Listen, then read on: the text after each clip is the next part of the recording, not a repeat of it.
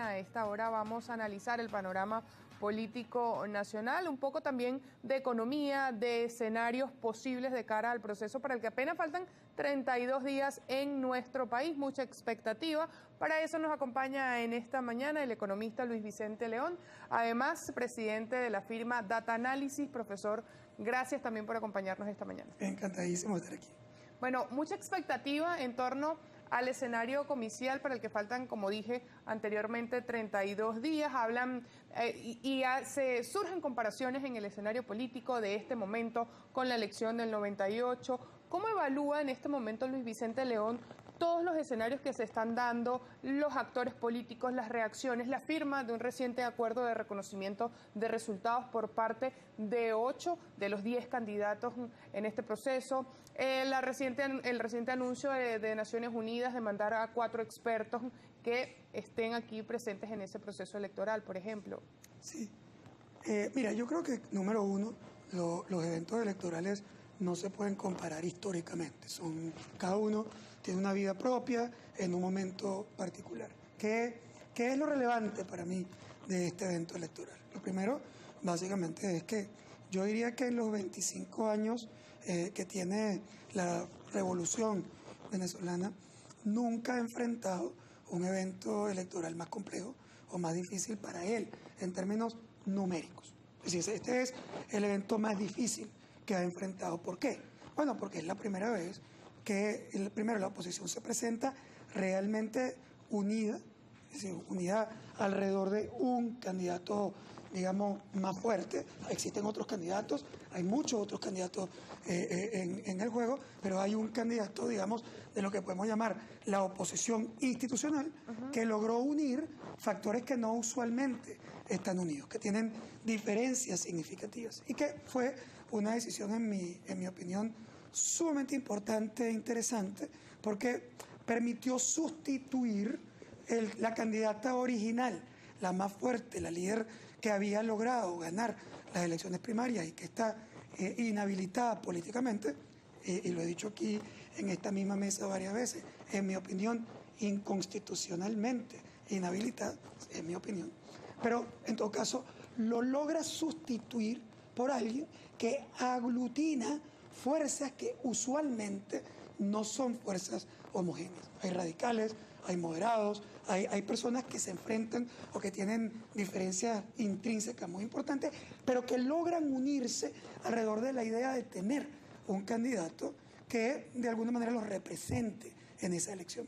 Es un primer elemento diferencial y que además evitó la existencia de ese candidato, evita la llamada otra vez a la abstención, que era quizás el riesgo más importante que enfrentaba la oposición institucional en ese momento. ¿Por qué? Bueno, porque si tú te hubieras ido otra vez a la historia de que como no te permitían la candidata original, ibas a llamar a la deslegitimación y a la abstención, el resultado no podía ser muy distinto al que habías tenido en elecciones previas, donde al final de cuentas siempre el gobierno la tenía facilita porque tú no estabas enfrentando realmente un candidato.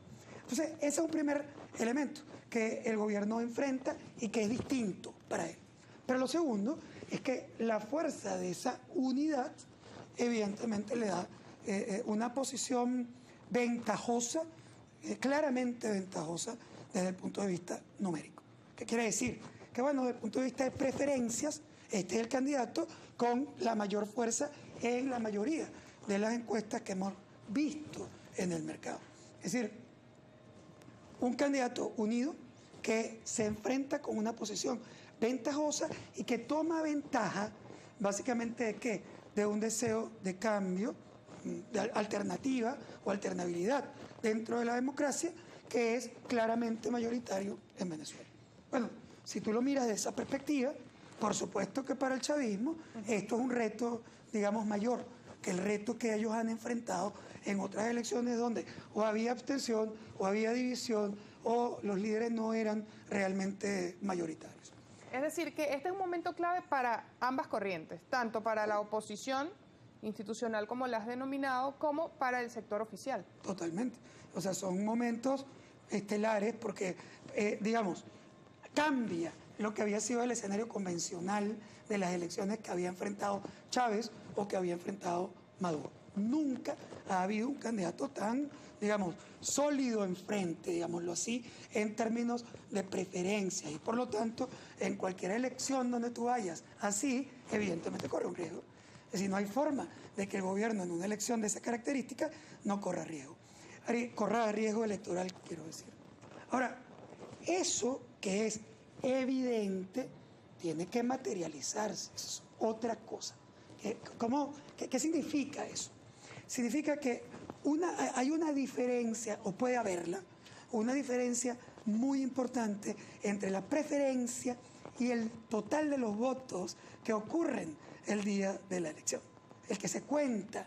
Es decir, es esa diferencia.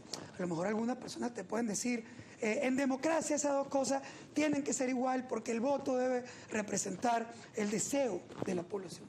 Sí, desde el punto de vista conceptual, pero desde el punto de vista empírico hay un montón de variables que pueden generar diferencia entre una y otra. Y tú las tienes que conocer.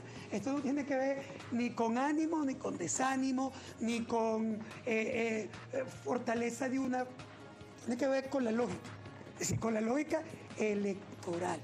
Una cosa es la preferencia y otra cosa es el voto que puedes contar. ¿Por qué? ¿Cómo se puede construir una diferencia entre esas dos cosas? La primera, muy importante, es la abstención. Okay. Es decir, la primera gran variable es cuánta gente va a votar. Porque para nivel de participación, que es una de las tendencias, o más bien de las tesis en la mesa ahorita más importantes. Por supuesto. Se habla mucho de cuántas personas van a votar. Eso me lo terminas de analizar al regreso de esta pausa. Disculpa que te interrumpa, pero nos corresponde hacer la pausa de la hora. Ya venimos con más.